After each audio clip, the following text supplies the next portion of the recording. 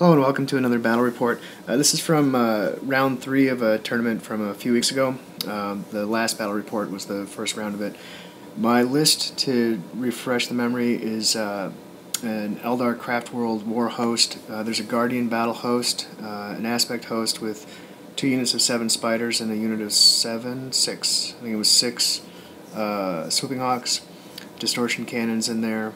2 Wraith Knights, both with sword and board, and the Warwalkers are Scatter Laser and Bright Lance.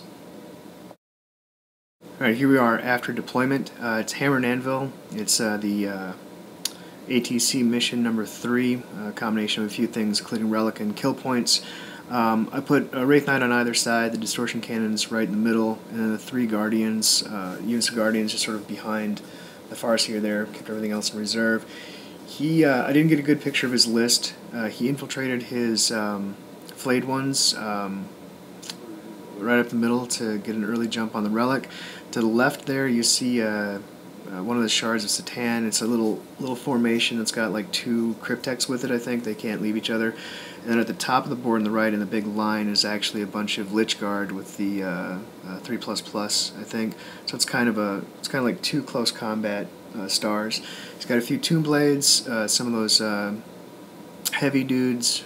I don't know, like the heavy bolters. He's got like 2 units of warriors, 1 unit of warriors on each objective to start scoring the progressive objectives, and he has nothing in reserves. Alright, here we are at the top of turn 1. He put 2 wounds on the Wraith Knight there at the top. I think it was some sort of weird version of Psychic Shriek or something, or some combination of other shooting, and then he put 1 wound on the distortion cannon unit there.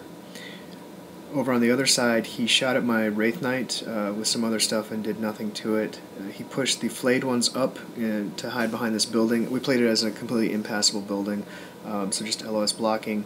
Special rule in the mission says that you can't pick up the relic on turn 1, so we didn't pick it up. Everything else just moved up, except for the warriors, which hung back on those objectives. So this is the bottom of turn 1. The picture here, though, I snapped one real quick in the middle of the turn because I was about to assault the Shard with his little Cryptek buddies. I put 2 hits on them with the Ghostglaive, and he failed his Lookout Sir, and then failed his Invulnerable, and I took out the Shard on the charge, and then I stomped out the Cryptex subsequently, and then consolidated towards the Lich Guard unit. The Guardians had tried to come up and shoot some stuff, but they were ineffective, so they're just kind of hanging out there, looking silly.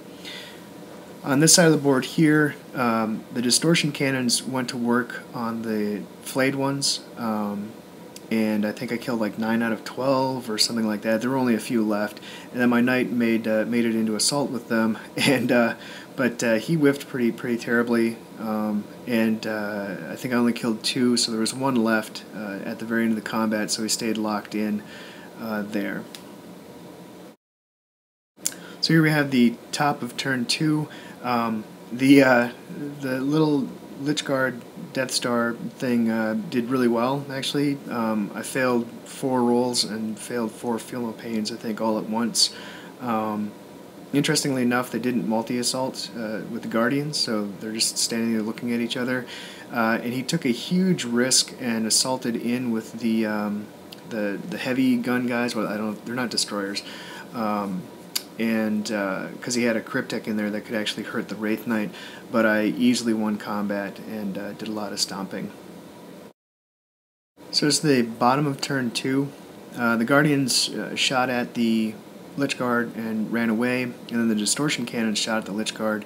The distortion cannons got like 9 hits, and then I rolled like 5 1s, and then he made like 3 invulnerable, so I think I only killed 2 guys with the distortion cannons. The other Guardians on the bottom side shot at the Tomb Blades, and I got them to jink, and reserves came in like crazy, and what I elected to do, since he doesn't have objective secured, was to bring 2 units in to sit on this objective here, and start whittling away the warriors, which are fantastically resilient, and then in the meantime deny him the progressive points from those objectives in his backfield while still scoring my own in my backfield. This is the top of turn 3. I forgot to mention that my Wraith Knight was finally freed of combat briefly, but he reassaulted it with his other Death Star with his Necron Lord in it and the Lich Guard. But I took another wound or two, I think, in it, but otherwise did plenty of stomping and swinging of the sword, so things disappeared. After the game, we talked about this, and I think he really would have been better off multi-assaulting the artillery and the Guardians over there at the top. He could have easily won combat and swept them, since while they have a decent leadership, it's not that awesome, and they could have challenged out the Farseer, most likely, and killed him as well.